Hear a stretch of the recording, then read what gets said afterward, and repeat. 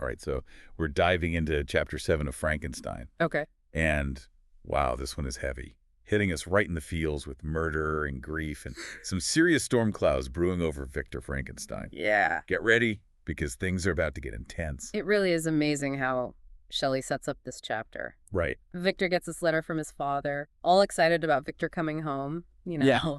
But then the tone totally changes, and we find out Victor's little brother, William, has been murdered. It's like a punch to the gut. Yeah. You can just feel the weight of this news on Victor. On top of everything he's already dealing with, the guilt over the monster, Oh, absolutely. and then his father's words, you know, absence cannot have rendered you callous to our joys and griefs. Right. It takes on this whole new meaning, like foreshadowing the pain that's about to hit Victor. Definitely foreshadowing not just the grief over William, but that agonizing possibility that Victor's creation is somehow to blame. Oh, man. Then Shelley takes us to the scene of the crime. Little William vanishes during a family walk. And the way she describes finding his body, so chilling. Especially that detail about the print of the murderer's finger on his neck. It makes you wonder right away, was it the monster? But then wouldn't that be too easy? Yeah, like is Shelley trying to trick us? Exactly. She's messing with our expectations, keeping us guessing. And while everyone is trying to figure out what happened, we see Elizabeth, Victor's cousin, just absolutely devastated. Completely wrecked by grief. Yeah, she's consumed by guilt, crying out, "Oh, God, I have murdered my darling child." It's just heartbreaking how raw her grief is. And it shows us just how close she was to William. Right. And then there's that weird detail about the missing miniature portrait of Victor's mother, the one William was wearing. Yeah. Seems like a small thing, but in this story, it feels ominous. It could be a clue, right? Maybe the monster took it. It's hard to ignore that possibility. For sure. Meanwhile, Victor has no idea what's going on, just making his way home. But as he gets closer to Geneva, this wave of dread washes over him. Yeah, he says, fear overcame me, dreading 1,000 nameless evils.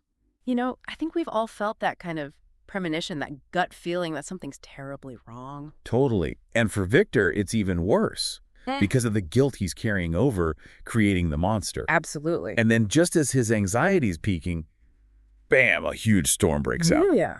Victor's crossing this dark lake. Lightning flashes all around him, illuminating the mountains. It's like nature is reflecting the turmoil inside him. It's powerful imagery. The storm becomes a symbol of Victor's inner chaos, the darkness that's closing in. In a moment of complete despair, he cries out, "William, dear angel, this is thy funeral, this thy dirge." And right then, in a flash of lightning, he sees him. The creature. Yeah, this towering figure, just lit up long enough for Victor to see.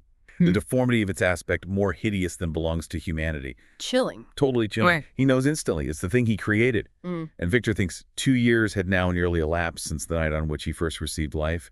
And was this his first crime? His worst fear confirmed. It's such a turning point in the story. Victor's guilt and fear colliding. He's sure the monster killed William. But he doesn't say a word. I know. Why does he stay silent? It's fascinating. It's like he's trapped. He knows what his creation is capable of, but who would believe him? It's classic dramatic irony. The reader knows, but Victor can't say anything because it sounds crazy. It's a huge burden carrying that secret, knowing something so horrible and not being able to tell anyone. Absolutely. So Victor goes home, haunted by what he saw, to a family shattered by William's death. And it gets worse. Way worse.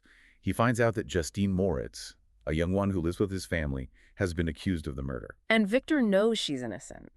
But telling the truth about the monster would mean revealing his own secret. Talk about a moral dilemma. An innocent life is at stake.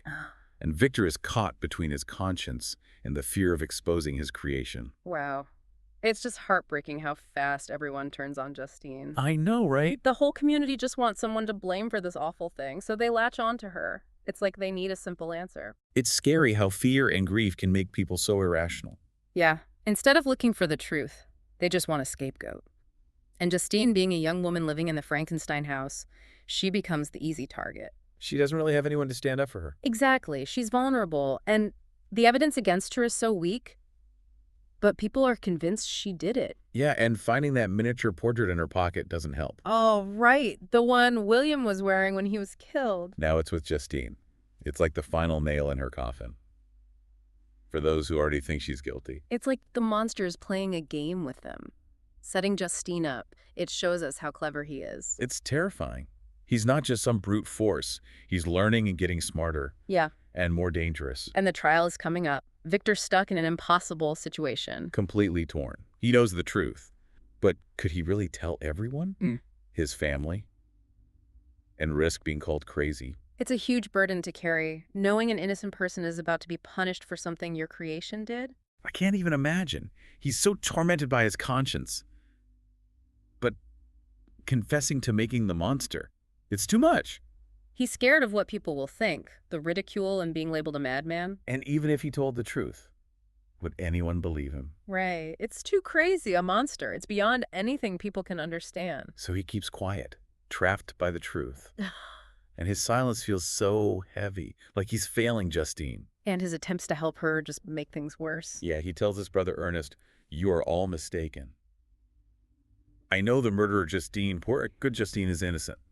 But he won't explain why he says that. It just sounds like he's rambling. Right, like a heartbroken friend, not someone who knows the real truth. And then with his father right there, he blurts out, Victor says that he knows who was the murderer of poor William. It's such a desperate attempt to save her, but it backfires so badly. It's like watching a train wreck. His father is already dealing with losing William, and now he thinks Victor is betraying him.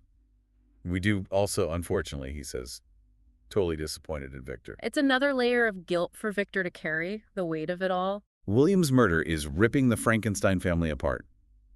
And Victor is trapped in the middle, unable to tell the truth. But there's still some hope, Elizabeth. Despite everything she's going through, she still believes in Victor. Yeah, she's changed since he last saw her. But William's death has hit her hard. But she still sees the good in Victor.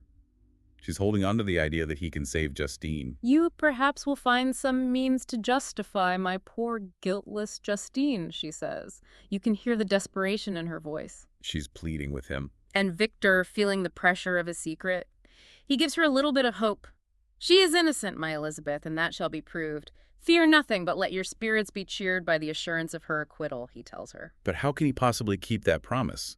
How can he prove Justine is innocent without telling the truth about the monster? That's the question that's hanging over everything. We're just waiting to see what Victor will do. This chapter really makes you think about justice, doesn't it? Oh, yeah. How easily people can turn on someone when they're scared and just want someone to blame. It's really unsettling how quickly everyone decides Justine is guilty. Like, they need to believe it to make sense of this horrible thing. Right. And Victor staying silent just makes it all worse. He's in such a tough spot. Yeah. He knows the truth, but revealing it would be like destroying everything. Yeah. Could he live with himself if he let Justine be punished for something his creation did? But telling the truth about the monster? It could ruin him. It makes you wonder, is he being a coward, or is he trying to protect himself from a world that wouldn't understand? That's what's so great about Shelley's writing. She doesn't give us easy answers. She makes us face the fact that even good intentions can have awful consequences. Like Victor wanting to unlock the secrets of life. It led to this terrible tragedy. Absolutely. And it brings up that big question. Is Victor responsible for what the monster does? Right. Can he be blamed for every crime the monster commits? Or is the monster making his own choices at this point? It's something people have been debating for centuries. And it's still relevant today. With all the advancements in AI and gene editing, Frankenstein is like this warning about what can happen when we mess with life itself. It's pretty chilling. Yeah. So we're left hanging at the end of this chapter, wondering what will happen to Justine. And will Victor finally speak up?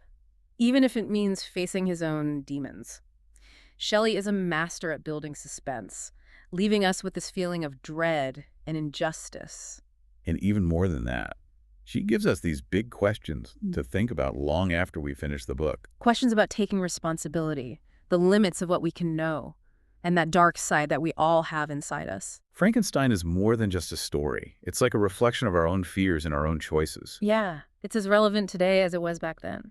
So as you keep reading, remember to look deeper.